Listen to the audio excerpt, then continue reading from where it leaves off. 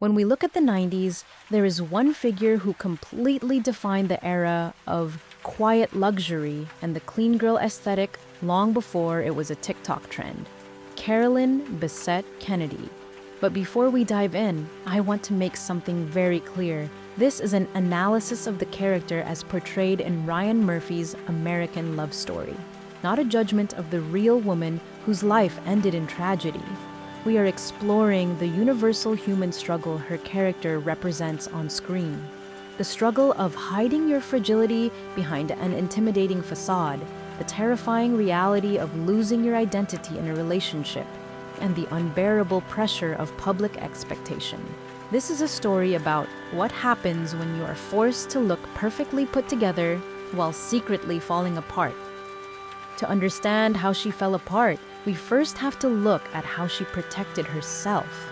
If you look at Carolyn, her first impression is often heavy, guarded, and entirely inaccessible. She carries herself with a cold composure that makes her look invincible. But this intimidating exterior is exactly that, an exterior. The reality is that she is profoundly human, full of suffering and internal chaos that she simply refuses to show the world. She doesn't open up to many people, creating a fortress around her true feelings.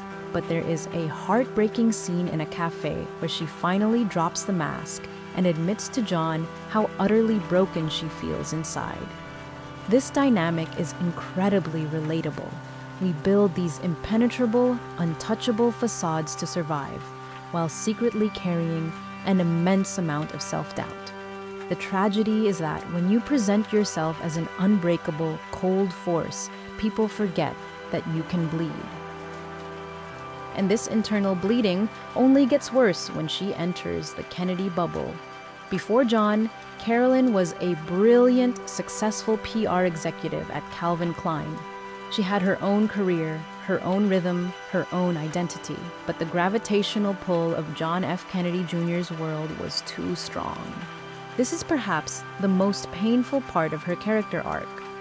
How easy is it to slowly, almost invisibly, erase yourself to fit into your partner's massive life?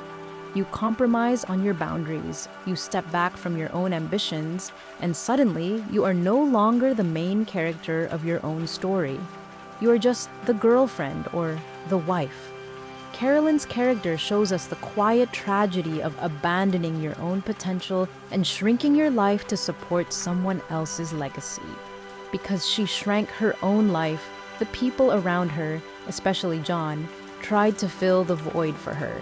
As Carolyn loses her footing, John constantly tries to fix the situation by pushing her to pick up new activities.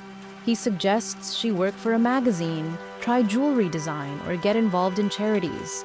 Anything to keep her busy. They fight over this, as she desperately reminds him that she works in PR, not these random socially acceptable hobbies. John thinks he is being supportive, but he is actually just channeling societal pressure. He wanted her to grab any glamorous distraction just so she would fit the mold of a productive, acceptable public figure. We live in a world that demands women constantly hustle and have a shiny new project to be deemed valuable.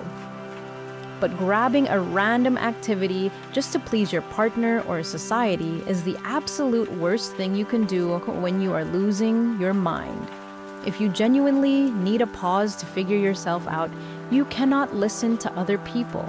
No one else can figure out your identity for you. You have to do it yourself.